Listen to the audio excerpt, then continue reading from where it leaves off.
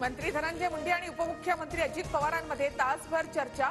सर्वपक्षीय नेत्यांकडून राजीनाम्याच्या मागणीनंतर मुंडे अजितदादांना भेटले। माझ्या राजीनाम्याबाबत चर्चा नाही, अजितदादांसोबतच्या बैठकीवर धनंजय मुंडेंचं स्पष्टीकरण। माझ्या विभागातील कामांसंदर्भात चर्चा, नववर्षाच्या शुभेच्छा दिल्या, मुंडेंची प्रतिक्रिया। खंडणीसाठी मंत्री धनंजय मुंडेंच्या सातपुडा बंगल्यावर बैठक। मुंडेंनी 3 कोटींची खंडणी मागितली।